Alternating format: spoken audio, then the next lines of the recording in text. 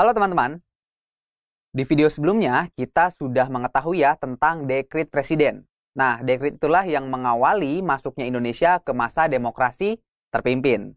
Nah, di video kali ini kita akan bahas mengenai sistem dari demokrasi terpimpin.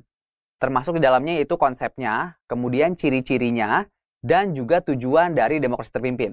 Oke deh kalau gitu, yuk langsung aja kita simak penjelasannya. Nah, teman-teman kita bahas konsepnya dulu ya. Nah, demokrasi terpimpin merupakan suatu periode dalam sejarah Indonesia yang berlangsung pada 1959 sampai 1965.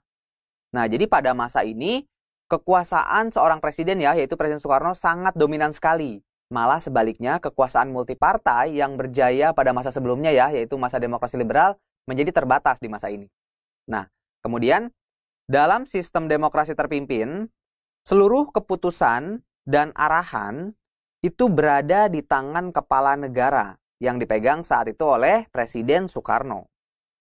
Nah, segala kekuasaan itu meliputi aspek politik, pemerintahan, dan juga ekonomi. Artinya semua aspek saat itu dikuasai oleh Presiden Soekarno ya. Makanya dinamakan dengan masa demokrasi terpimpin karena dipimpin oleh satu tokoh atau satu orang. Nah, kemudian Presiden Soekarno menafsirkan bahwa sistem politik demokrasi terpimpin adalah lawan dari demokrasi liberal yang dianggap kebarat-baratan, teman-teman. Nah, jadi ini adalah lawan nih ya dari demokrasi liberal yang kebarat-baratan. Nah, Soekarno pun menilai bahwa bangsa dan negara Indonesia harus dipimpin oleh seorang tokoh yang mampu membawa perubahan yang lebih baik ya bagi negara Indonesia. Apakah benar demikian ya? Nah, setelah kita mengetahui konsepnya, sekarang kita ketahui ciri-ciri ya, ciri-ciri dari sistem demokrasi terpimpin.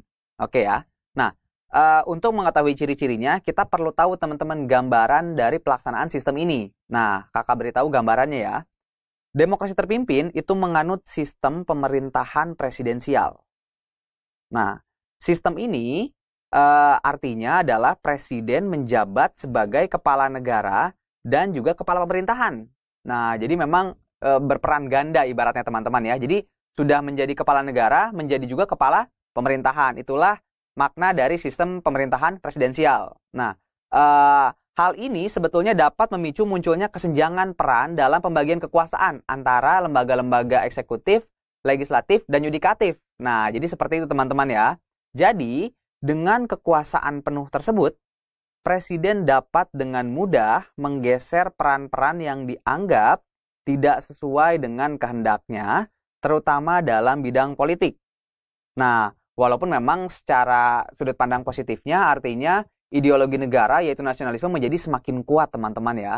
Nah, namun memang ada sisi negatifnya pun di lain pihak. Nah, dari gambaran seperti ini bisa kita simpulkan, teman-teman. Jadi, ciri pertama dari demokrasi terpimpin adalah kekuasaan presiden sangat dominan. Itu ciri pertama, teman-teman. Kemudian ada ciri-ciri yang lainnya nggak ya? Teman-teman, masih ada ciri yang lainnya loh. Nah, untuk mengetahui ciri yang lainnya, kita harus tahu dulu gambaran berikutnya ya, dari sistem demokrasi terpimpin. Nah, jadi gambaran yang lainnya adalah, pada masa demokrasi terpimpin, peranan partai politik bukan untuk mengisi kedudukan di pemerintahan, melainkan untuk menjadi pendukung dari segala kebijakan presiden. Nah, maka dapat diartikan ya teman-teman, peran partai politik hanya akan bertujuan atau beriringan dengan tujuan presiden. Nah, artinya mereka tidak memiliki upaya untuk melakukan pembaharuan-pembaharuan di bidang pemerintahan saat itu ya. Nah, kemudian selain itu, peran partai politik adalah perpanjangan tangan, maksudnya perpanjangan tangan presiden kepada rakyat ya. Nah, ini artinya apa coba? Jadi artinya adalah partai harus berperan menyampaikan hal-hal positif kepada rakyat saat itu. Artinya meneruskan kebijakan yang dikeluarkan oleh presiden kepada rakyat dengan cara menyampaikan hal-hal yang positif kepada rakyat. Nah, bisa dibayangkan nggak sih teman-teman peran partai politik pada masa ini? Bahkan ya, jika saja ada partai yang tidak mengikuti atau menuruti konsep ini, maka partai tersebut bisa saja mendapatkan ancaman pembubaran, teman-teman. Wah, gawat juga teman-teman ya. Nah, dari gambaran tersebut bisa kita simpulkan ya bahwa ciri yang lainnya adalah peran partai politik dibatasi. Oke, ini adalah ciri yang kedua. Oke teman-teman, kita bahas ciri yang selanjutnya ya. Nah, ciri kali ini berkaitan dengan golongan militer. Pada masa demokrasi terpimpin, golongan militer dapat duduk di pemerintahan.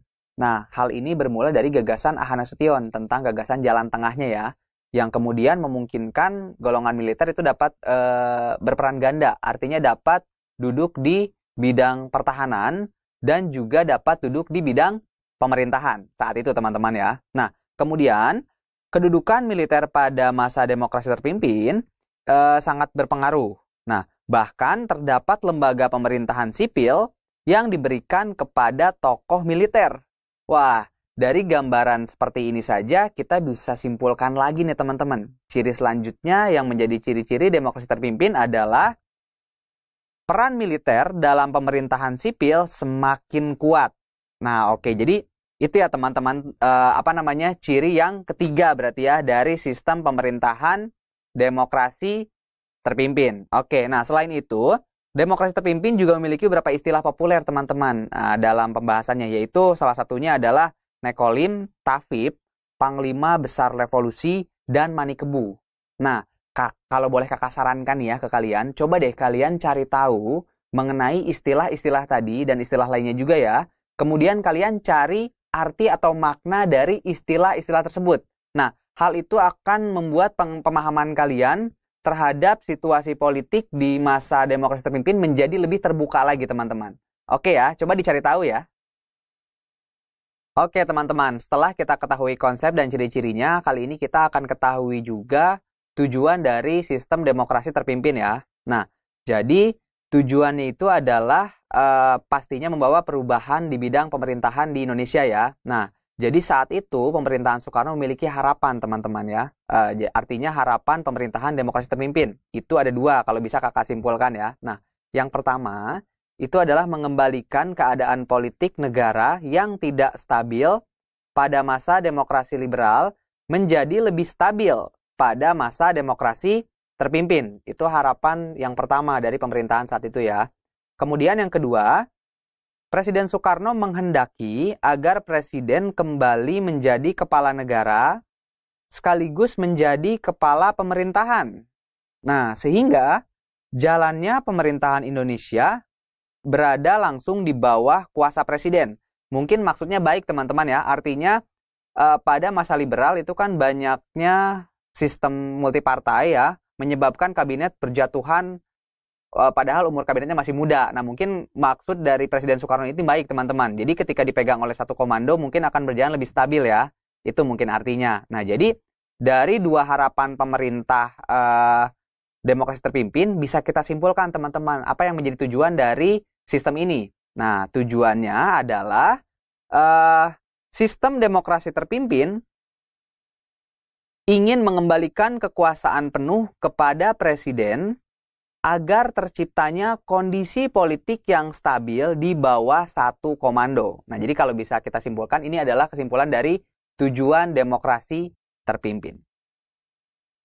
Oke teman-teman, seperti itulah konsep, ciri-ciri, dan juga tujuan dari sistem demokrasi terpimpin ya. Jadi intinya sih adalah pada masa demokrasi terpimpin ini, kekuasaan Presiden Soekarno itu sangat besar dalam bidang pemerintahan ya. Nah, lalu nih kakak mau tanya juga nih pendapat kalian nih ya. Kira-kira kalian setuju nggak sih dengan sistem demokrasi terpimpin?